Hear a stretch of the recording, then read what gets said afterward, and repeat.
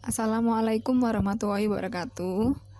Hari ini saya akan membahas mengenai pengendalian aktivitas fungsi yang terkait dengan harga pokok makanan. Materi ini merupakan pertemuan ke-8. Materi ini akan membahas mengenai fungsi-fungsi yang terkait dari harga pokok makanan, mulai dari fungsi pembelian hingga pencatatan laporan keuangan. Materi ini juga akan membahas mengenai ukuran baku harga pokok makanan dan juga menghitung yield dan cost factor. Selanjutnya adalah fungsi-fungsi yang terkait dengan harga pokok makanan. Ada 6 fungsi. Yang pertama yaitu fungsi pembelian atau purchasing, fungsi penerimaan atau receiving, fungsi penyimpanan dan pengeluaran bahan makanan, lalu fungsi produksi, kitchen, fungsi penghidangan atau service, dan yang terakhir, fungsi mencatat dan melaporkan penjualan. Seluruh fungsi ini saling terkait, mulai dari pembelian hingga pencatatan laporan keuangan. Sekarang kita akan masuk ke fungsi yang pertama, yaitu fungsi pembelian. Apa sih tujuannya kita mempelajari fungsi ini? Yang pertama adalah tindakan berjaga-jaga. Jadi di sini kita bisa mempertahankan harga yang relatif stabil walaupun ada gejolak persediaan di pasar. Tujuan yang kedua adalah persediaan yang cukup untuk memproduksi menu yang ditawarkan. Jadi pesanan pelanggan selalu dapat dipenuhi. Yang ketiga adalah perencanaan produksi rutin yang baik, di mana jumlah porsi tiap menu dapat direncanakan. Ada 2 jenis bahan makanan yang dibeli oleh fungsi pembelian.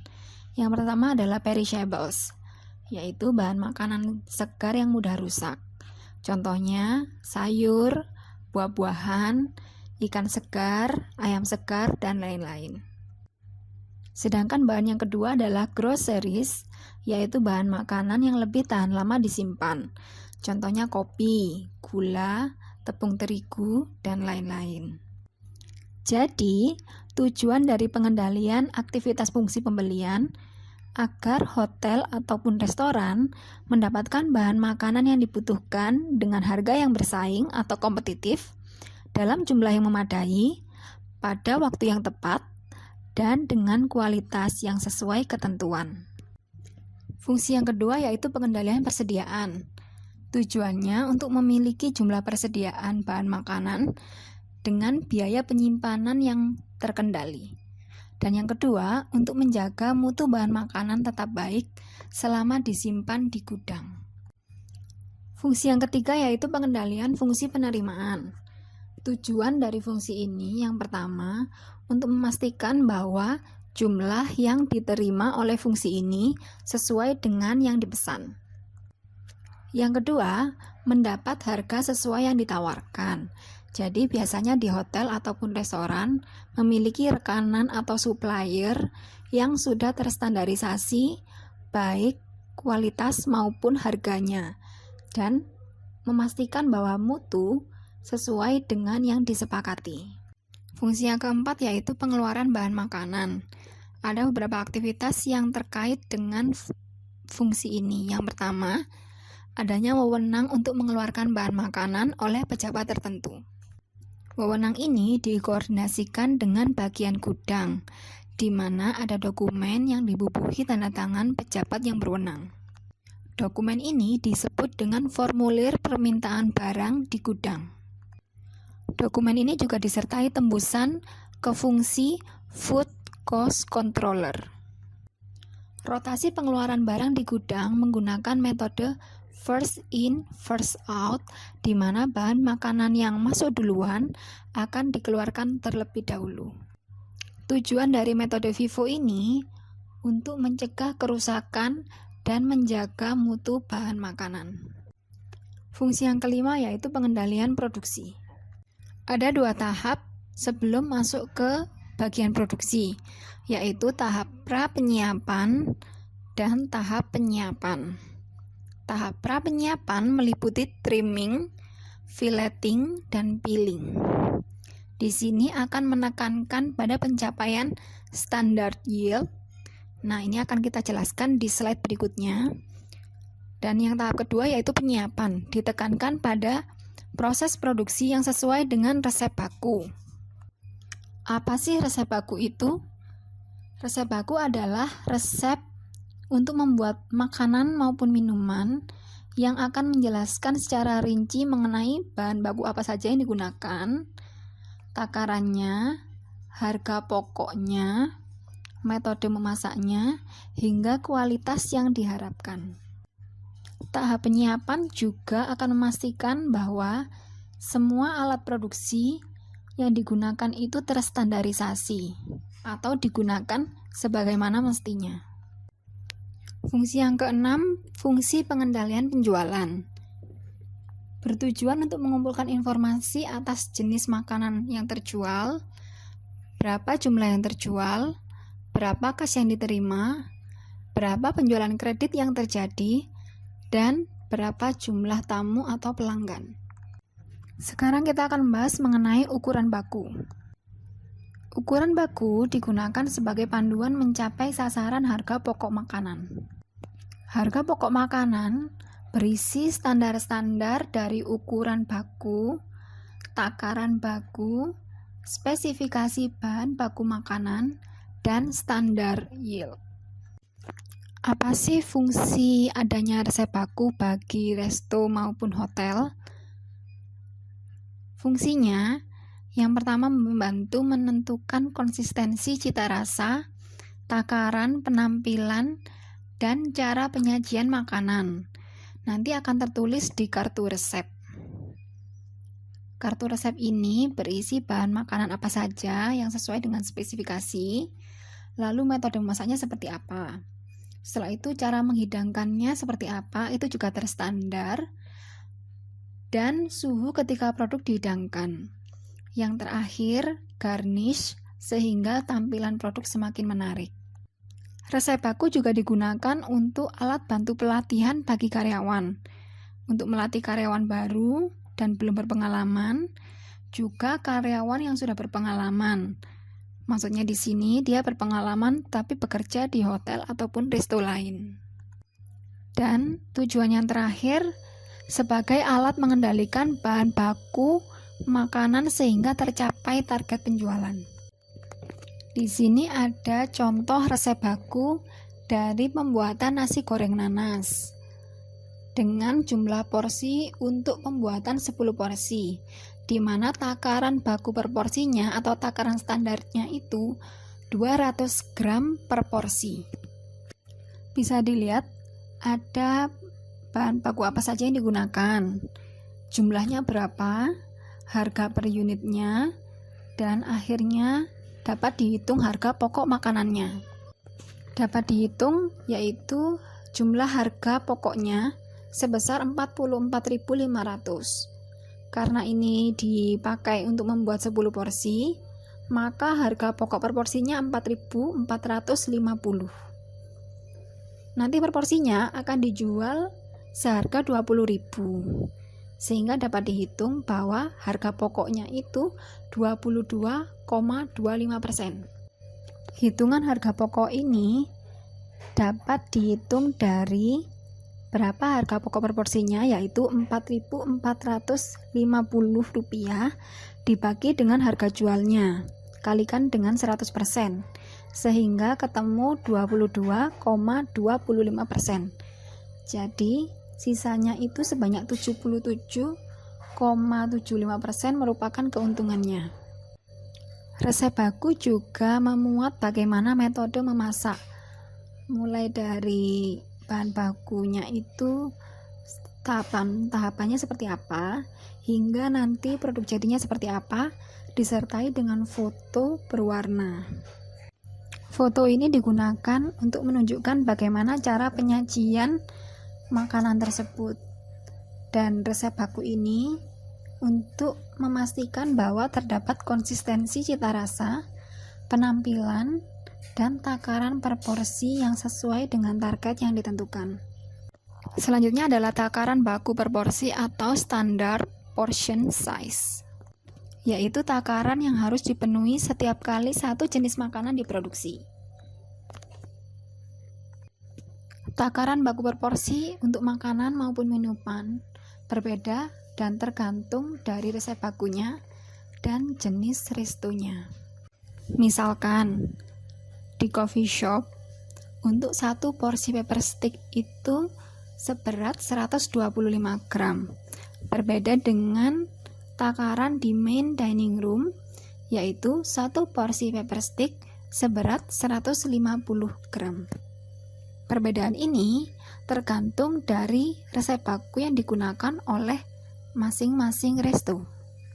Untuk mengendalikan harga pokok makanan, biasanya digunakan standard yield. Standard yield adalah berat bersih yang didapat setelah suatu bahan makanan segar melalui proses prapenyiapan hingga siap dimasak. Ada dua jenis bahan baku, yaitu bahan baku yang siap untuk diolah dan bahan baku yang siap untuk disajikan atau ready to eat. Kedua bahan baku tersebut setelah dibersihkan maka dapat dihitung yield-nya, yaitu rasio dari perbandingan berat bersih dibagi dengan berat mula-mula. Berat mula-mula adalah berat ketika bahan makanan tersebut baru saja dibeli. Sebagai ilustrasi, misalkan berat udang segar ketika dibeli 1000 gram atau 1 kilo. Nah, udang ini masih utuh, lengkap dengan kepala, kulit, dan ekornya. Agar menjadi bahan yang siap olah, kepala dan kulit udang dihilangkan. Lalu berat bersih udang yang didapat setelah melalui proses prapenyiapan adalah 700 gram.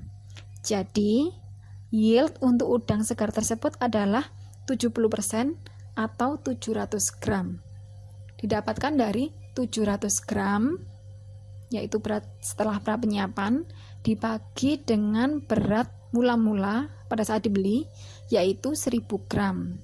Kalikan dengan 100%, maka ketemu yieldnya 70%. Jadi ada 300 gram bagian udang yang terbuang pada saat proses prapenyiapan. Jadi standar yield akan digunakan untuk menghitung berapa jumlah bahan baku yang diperlukan untuk membuat satu jenis menu dalam satu periode. Menggunakan rumus jumlah porsi yang terjual dikalikan takaran baku per porsinya, lalu dibagi dengan standar yield. Kita ambil contoh, misalkan di suatu coffee shop, dia menjual shrimp cocktail, dalam satu minggu bisa terjual 200 porsi. Untuk membuat satu porsi shrimp cocktail, menggunakan bahan baku udang sebanyak 50 gram. Jika diketahui standar yield-nya 70%, maka hitung berapa gram udang untuk satu porsi shrimp cocktail. Karena yang dihitung adalah dalam seminggu, maka masukkan dengan rumus yang tadi. 200 porsi yang terjual dikali dengan 50 gram per satu porsi shrimp cocktail, kalian bagi dengan 70%, yaitu standar yield-nya. Maka ketemu 10.000 gram dibagi dengan 70%, yaitu 14.286 gram atau 14,286 kilo.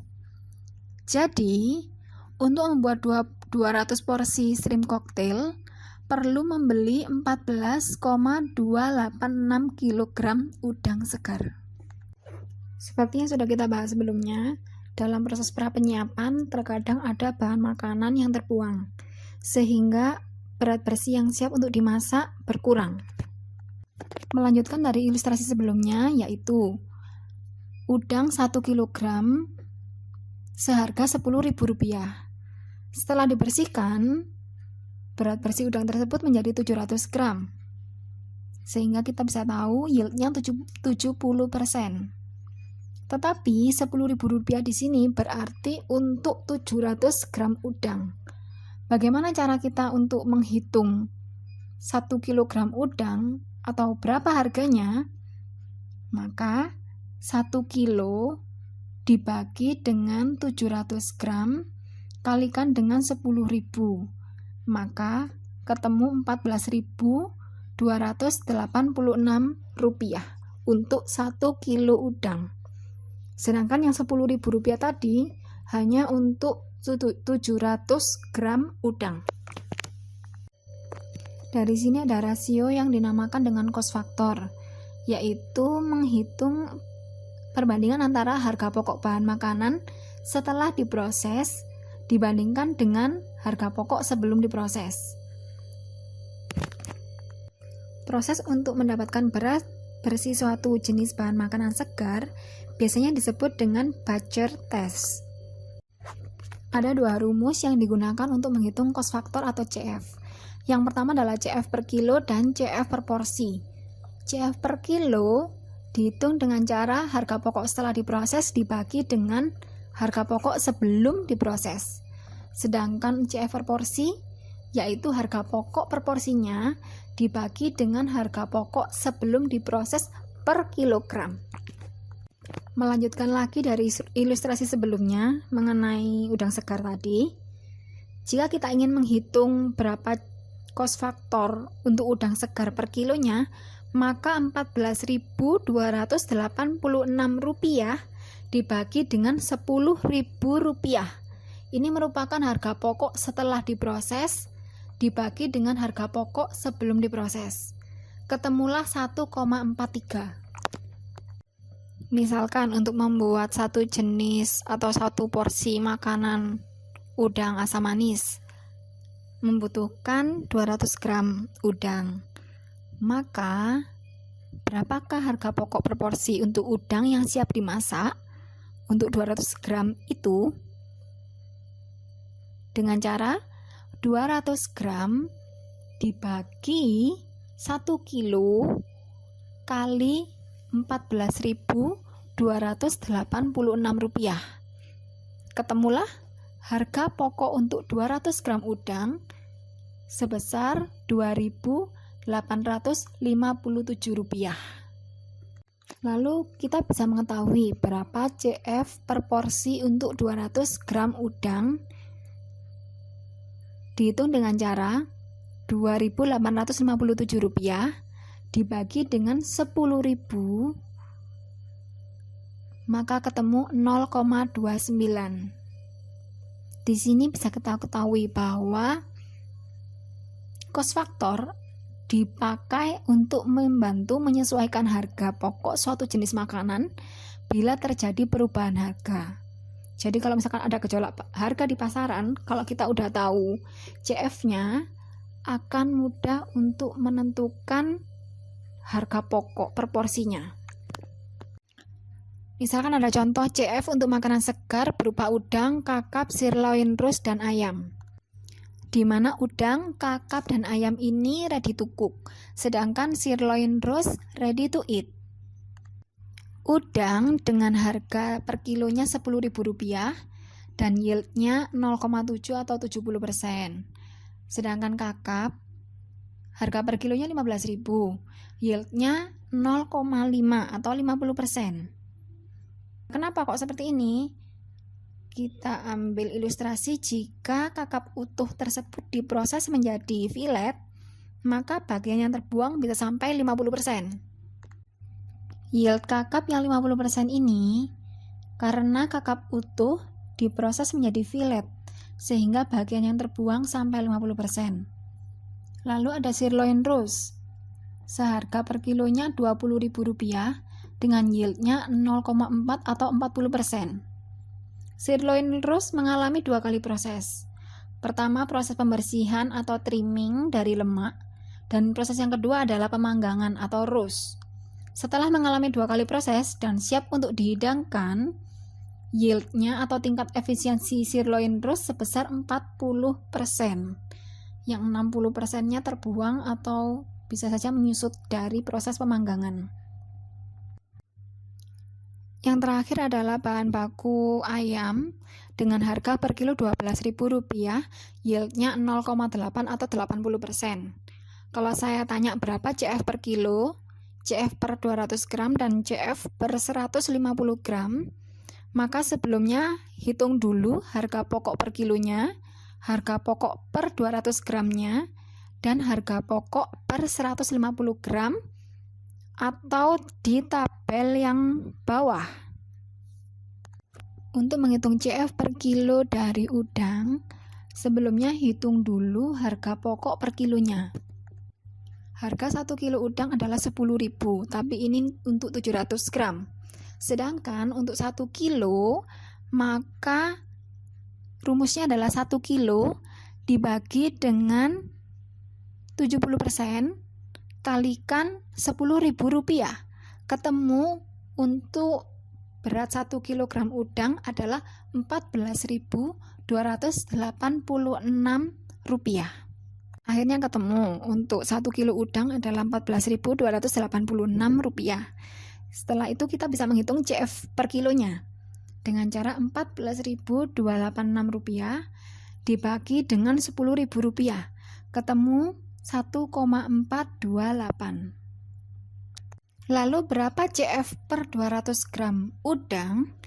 Hitung juga harga pokok per 200 gramnya dulu dengan cara 200 gram dibagi 1 kilo kalikan 14.286. Ketemu Rp2.857. Jadi Rp2.857 ini adalah harga pokok untuk 200 gram. Setelah itu berapa CF-nya? Maka Rp2.857 dibagi dengan Rp10.000 atau harga per kilonya. Ketemu 0,286. Sama juga untuk menghitung CF per 150 gram. Hitung dulu harga pokok per 150 gram udang. Rumusnya dengan cara 150 gram bagi 1 kilo kalikan 14.286 atau harga pokok per kilo. Ketemulah Rp2.143. Dari sini kita bisa menghitung CF-nya. CF per 150 gram. Dengan cara Rp2.143 dibagi dengan Rp10.000 atau harga per kilo. Ini beda loh ya dengan harga pokok per kilo. Ketemu hasilnya 0,214. Jadi bedanya Rp10.000 itu untuk 1 kilo udang, tetapi beratnya adalah 700 gram yang didapatkan. Tapi kalau mau dapat berat bersih 1 kilo, maka harganya Rp14.286. Kita hitung cost faktor per kilo dari udang yaitu 1,428, cost faktor per 200 gram yaitu 0,286, dan cost faktor per 150 gram yaitu 0,214. Kita bisa mengetahui jika harga udang misalkan naik menjadi 12.000, maka berapa nih harga pokok per kilonya? Gampang, kita tinggal kalikan saja 12.000 yaitu harga yang baru atau harga kenaikan, kalikan CF per kilonya. Jadi 12.000 kali 1,428. Ketemu harga pokok per kilonya adalah Rp17.143. Untuk menghitung harga pokok per 200 gram dan per 150 gram, karena kita sudah tahu CF-nya, kalikan saja harga yang baru yaitu 12.000 kali CF per 200 gram yaitu 0,286 dan juga CF 150 gram yaitu 0,214 kalikan dengan harga yang baru 12.000, maka akan ketemu harga pokok per 200 gram yaitu Rp3.429. Sedangkan harga pokok per 150 gram yaitu Rp250.71. Jadi untuk menghitung CF per 1 kg udang menggunakan rumus yang pertama yaitu CF per kilo. Rumusnya adalah harga pokok setelah diproses yaitu Rp14.286 dibagi dengan harga pokok sebelum diproses yaitu Rp10.000. Sedangkan untuk menghitung CF per porsi atau per 200 gram dan per 150 gram, gunakan rumus yang kedua yaitu harga pokok per porsi dibagi dengan harga pokok sebelum diproses. Jadi untuk menghitung CF kakap, sirloin roast, dan ayam, maka sebelumnya hitung dulu harga pokoknya. Setelah dihitung harga pokok per kilonya, dan harga pokok per 200 gram maupun per 150 gram, maka bisa dihitung CF per 1 kilo, CF per 200 gram, dan CF per 150 gram. Jadi kesimpulannya, apa sih manfaat kita menghitung cost factor dan menghitung yield? Manfaatnya adalah untuk mengetahui dan menyesuaikan harga pokok suatu jenis makanan bila terjadi perubahan harga atau ada gejolak harga di pasar. Terima kasih atas perhatiannya. Apabila ada pertanyaan silakan disampaikan di lensa. Dan sekian materi ke-8. Wassalamualaikum warahmatullahi wabarakatuh.